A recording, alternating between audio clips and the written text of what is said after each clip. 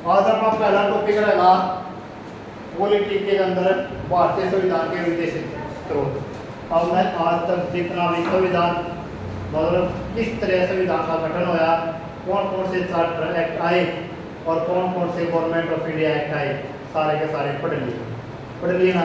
आज हमारा जो संविधान का पहला टॉपिक रहेगा वो रहेगा संविधान के अंदर जो भी विदेशों से ले रखे हैं वे विदेशी स्रोत कौन कौन से हैं। सबसे पहला नंबर डालो यूएसए का। यूएसए तो मैंने पहले बताया था, एक तो भाई अपने प्रस्तावना समझो, प्रीम्बल्स कह लो, प्रस्तावना कह लो, ठीक है। कहाँ से ले रखे भाई, प्रस्तावना क्या हुआ है, वो भी बुक है जैसे हमारे संविधान की पूरी मोटी बुक है, उसका जो सार है वो एक प्रकार से प्रस्तावना, ठीक है। प्रस्तावना। दूसरा भाई मौलिक अधिकार, राष्ट्रपति का पद, राष्ट्रपति का निर्वाचन, सुप्रीम कोर्ट, और सुप्रीम कोर्ट के अंदर न्याय लेने के बाद उसके न्याय को बदलने के लिए न्यायिक प्रक्रिया एक प्रकार से पुनर्विचार करने की प्रक्रिया। ये देख भाई अपन इसमें सोच ले रखे भाई। पहला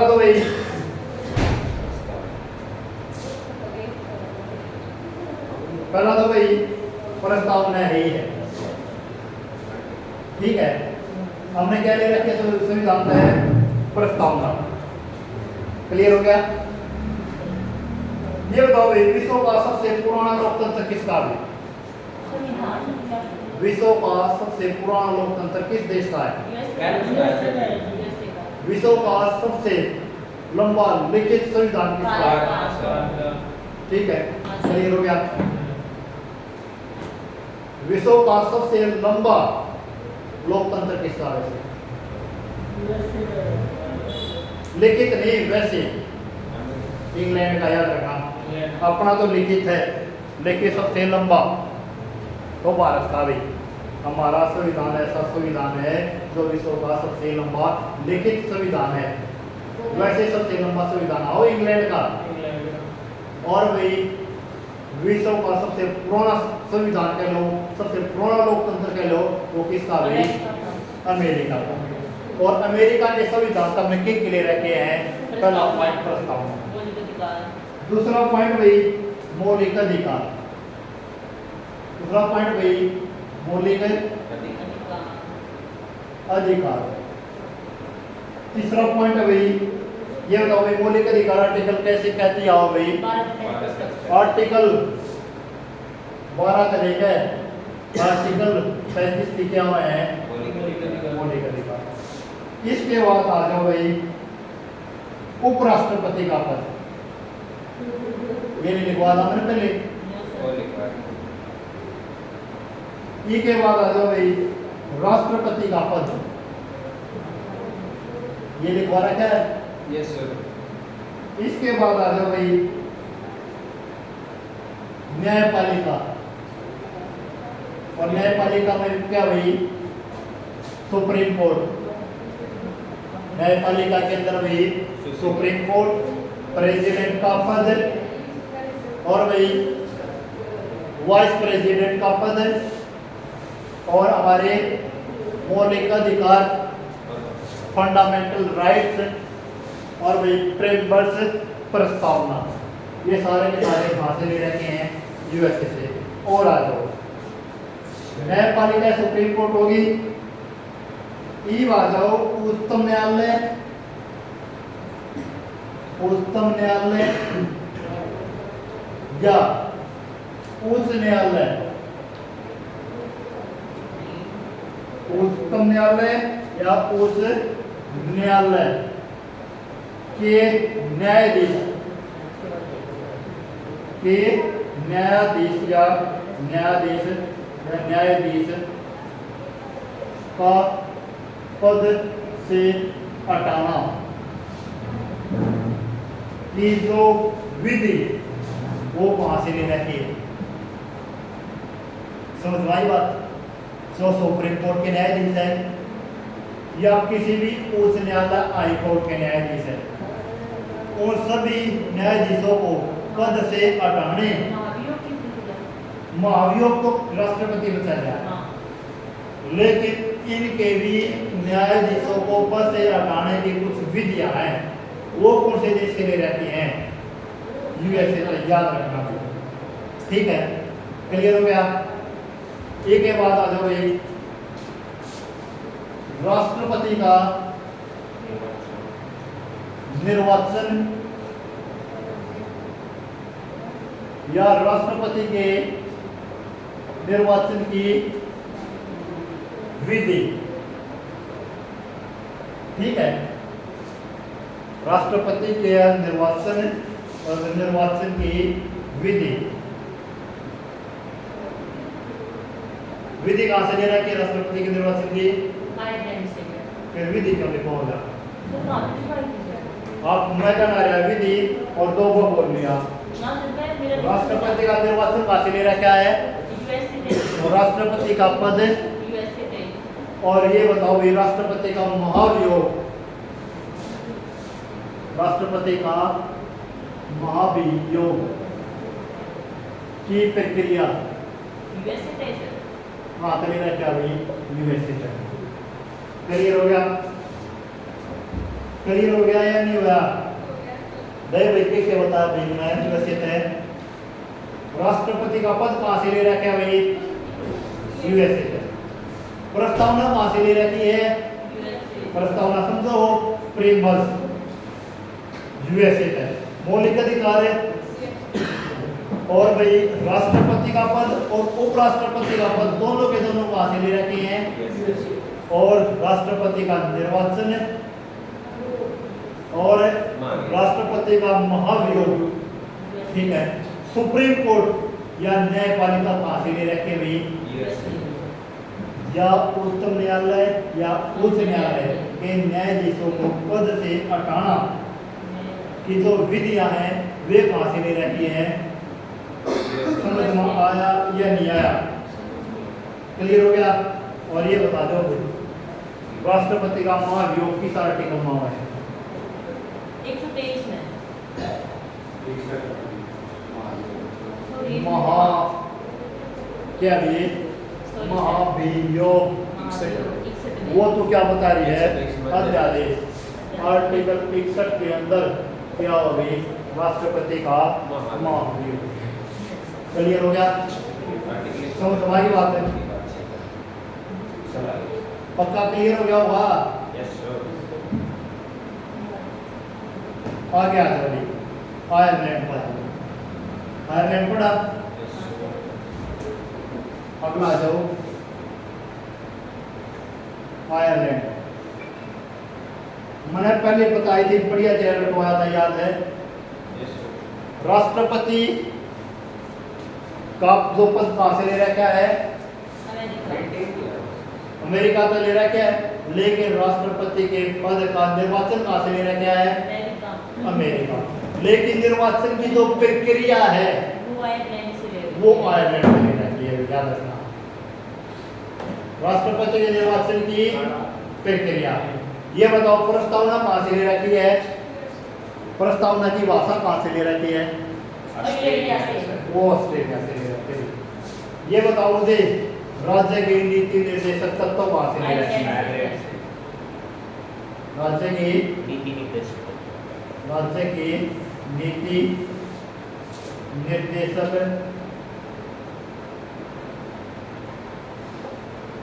ये राज्य के नीति निर्देशक तत्व है जो इंग्लिश में क्या आए हैं? DPSP।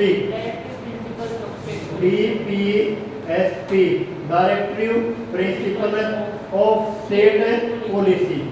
क्या होता है इसमें? Directive principle of state policy के अंदर क्या होता है कि राज्य का उसके अंदर रहने वाले जो भी जीव जंतु हैं उनके प्रति राज्य का क्या कर्तव्य है, वे के सारे कीमत रखा रखे हैं राज्य के नीति निर्देशक तत्व। राज्य का मतलब क्या है? राज्य सरकार के अपने राज्य में क्या क्या कर्तव्य हैं, राज्य सरकार के कर्तव्य है, राज्य के कर्तव्य है, यह राज्य की नीति निर्देशक तत्वों के अंदर आता है। और आर्टिकल कहती है राज्य की नीति निर्देशक तत्वों 36 से क्या है? आर्टिकल 36 से लेकर आर्टिकल 51 तक, आर्टिकल 36 से लेकर आर्टिकल 51 तक किया हुआ है राज्य की नीति निर्देशक तत्व। ठीक है। राष्ट्रपति के निर्वाचन कहाँ से ले रखा है? वैसे और राष्ट्रपति के निर्वाचन की या निर्वाचन की प्रणाली कह लो, राष्ट्रपति निर्वाचन की विधि कह लो। और राष्ट्रपति के निर्वाचन की विधि कैसी है भाई? एकल कैसी भाई?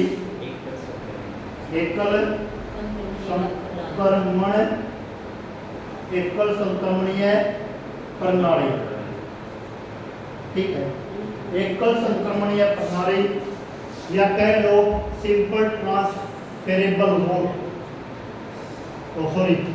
Single transferable vote, single transferable vote कह लो या एकल संक्रमणीय प्रणाली। एक प्रकार का राष्ट्रपति के निर्वाचन की विधि कैसी है भाई? एकल संक्रमणीय प्रणाली। इसमें क्या होता है? पहले तो बताइए राष्ट्रपति के निर्वाचन में कौन कौन भाग लेगा? लोकसभा और राष्ट्रपति के निर्वाचन में लोकसभा और राज्यसभा ये सभी के सभी निर्वाचित सदस्य हैं। ठीक है, क्लियर हो गया। और जितने भी एमएलए हैं उनसे विधानसभा के सभी एमएलए, विधानसभा के सभी निर्वाचित एमएलए और लोकसभा राज्यसभा के निर्वाचित सदस्य, सारे के सारे एमपी और सारे के सारे एमएलए, लेकिन विधान परिषद क्या न छोड़ कर। ठीक है, लोकसभा राज्यसभा और विधान है परिषद। लोकसभा में तो इंग्लिश में भी लोकसभा को वहाँ, राज्यसभा ने इंग्लिश में भी राज्यसभा को वहाँ, और विधानसभा में इंग्लिश में को वहाँ लेजिस्लेटिव असेंबली। तो भी लेजिस्लेटिव असेंबली का सदस्य है उन्हें कहा MLA, member of legislative assembly. और मेंबर ऑफ पार्लियामेंट जिन्हें को वहाँ पर एमपी, मेंबर ऑफ पार्लियामेंट मतलब क्या लोकसभा का सदस्य हो चाहे राज्यसभा का सदस्य हो, उसको कहेंगे भी हम एमपी। और जो विधानसभा का सदस्य है उन्हें क्या कहेंगे भी एमएलए। और एमएलसी किन्हें कहेंगे? विधान परिषद का सदस्य। ठीक है, क्लियर हो गया। मेंबर ऑफ लेजिस्लेटिव काउंसिल, चार चीज होती है, एक लोकसभा एक राज्यसभा, ये तो है केंद्र में, सेंटर में। राज्य में दो चीज हो है, लोकसभा के इक्विवेलेंट है विधानसभा जिसने कहा वहाँ पर लेजिस्लेटिव असेंबली, और राज्यसभा के इक्विवेलेंट है विधान परिषद जिसे कहते हैं लेजिस्लेटिव काउंसिल। ओनली कितने राज्य के अंदर लेजिस्लेटिव काउंसिल है?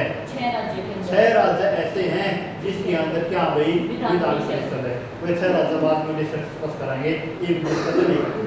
ठीक है, क्लियर हो गया। राष्ट्रपति के निर्वाचन की प्रणाली एक कल संक्रमणीय प्रणाली है। इसके अंदर कैसा चुनाव होता है? प्रत्यक्ष चुनाव हुआ है। जो हम एमपी एमएलए चुना वही किसकी कौन सी प्रणाली के तहत है? एकल संक्रमणीय प्रणाली के तहत किसको चुनने का काम करेंगे? राष्ट्रपति। और एकल संक्रमणीय प्रणाली किस आर्टिकल में है भाई? आर्टिकल बता, आर्टिकल 55 में क्या भाई? एकल संक्रमणीय प्रणाली मतलब राष्ट्रपति निर्वाचन की विधि। क्लियर हो गया। इसके बाद आ जाओ भाई राज्यसभा के सदस्यों को मनोनीत, राज्यसभा के सदस्य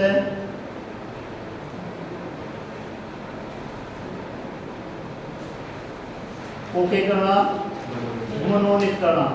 और मनोनीत कौन करेगा भाई? राज्यसभा के सदस्यों को क्या करना? मनोनीत करना। और मनोनीत करने का काम कौन करता भाई? राष्ट्रपति। और कितने सदस्य मनोनीत होते हैं राज्यसभा में? 12। जिन्हों के वहाँ एंग्लो इंडियन, ठीक है। जो राज्यसभा में पास है कि भाई मनोनीत होते हैं सदस्य, वे भी कितने रहते हैं, पार्लियामेंट है। लोकसभा में कितने सदस्य मनोनीत होते थे, 2 सर ये मनोनीत है। नहीं होते। कौन से संविधान संशोधन के तहत ये रूल हटा दिया, 104वां संविधान संशोधन के तहत जो विधानसभा में एक सदस्य मनोनीत होता था और लोकसभा में 2, वे दोनों के दोनों खत्म कर दिए। लोकसभा में भी और विधानसभा में भी क्या कर दिए, खत्म। राज्यसभा में भी आज भी 12 सदस्य के हुए हैं मनोनीत। मनोनीत और निर्वाचन में प्रक्रिया भी क्या हुआ है, निर्वाचित तो वे हुए हैं जो जनता के द्वारा चुनाव के द्वारा चुने जाए या हमारे चुने हुए लोगों के द्वारा चुने जाए। एक प्रत्यक्ष निर्वाचन होता है, एक अप्रत्यक्ष निर्वाचन हुआ है। प्रत्यक्ष निर्वाचन तो वो हुआ है जिन्हें खुद डायरेक्ट कौन चुने, जनता। और अप्रत्यक्ष निर्वाचन वो हुआ है हमारे चुने लोगों के द्वारा, जैसे राष्ट्रपति का क्या हुआ है, निर्वाचन हुआ है, सीधा अपॉइंटमेंट नहीं होता, क्या हुआ है, निर्वाचन। लेकिन कैसा निर्वाचन हुआ है, अप्रत्यक्ष, ठीक है। क्लियर हो गया। ये 12 सदस्य मनोनीत हुए हैं, सीधे चुनाव चुनाव नहीं होगा, सीधे चुने जा रहे हैं। क्लियर हो गया, समझ में आ गया बात है। इसके बाद हमने बताया था राष्ट्रपति का महाभियोग कहाँ से ले रखे भाई, महाभियोग सर हाँ। यूएस और राष्ट्रपति निर्वाचन प्रणाली आयरलैंड है, और निर्वाचन है और राज्यसभा के सदस्यों को मनोनीत करने का ये रूल भी राज्यसभा के राज्य के नीति निर्देशक तत्व भी प्रस्तावना की भाषा ऑस्ट्रेलिया और क्या ले रखा भैया से आयरलैंड से सर उपाधियों का राष्ट्रपति के हाथों से दिया जाना। एक जितने भी पुरस्कार है ना, हाँ पुरस्कार हो या उपाधि हो, पुरस्कार हो या उपाधि हो, उपाधियों का तो अंत कर दिया, हाँ सर उपाधि तो दी ही निदान दी। पुरस्कारों का राष्ट्रपति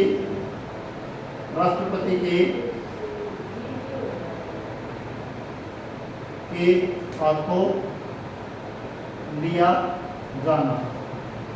जितने भी हमारा भारत रत्न है, विभूषण है पद्मश्री है, पद्म विभूषण, पद्मश्री भूषण और वे अर्जुन पुरस्कार जितने भी खेला में दिए जा रहे हैं, सेना में दिए जा रहे हैं, सारे के सारे पुरस्कार किसके हाथों दिया जा रहा है भाई, ठीक है। मैं ये 4 चीज पढ़ कर रखे भाई, क्लियर हो गया। जैसे नीति निर्देशक तत्व, राष्ट्रपति के निर्वाचन की प्रक्रिया, राज्यसभा के सदस्यों को मनोनीत करना, कितने सदस्य है 12, और पुरस्कारों उपाधियों का तुरंत कर दिया। पुरस्कारों का राष्ट्रपति के हाथों दिया जाना, कोई भी पुरस्कार है वो किसके हाथों दिया जा रहा है, जो भी कितने रहती बात है, आज इतना ही कराएंगे, ठीक है। क्लियर हो गया। और अभी जितना भी करवाना है वो ना भाई पक्का करते चलो भी, ठीक है।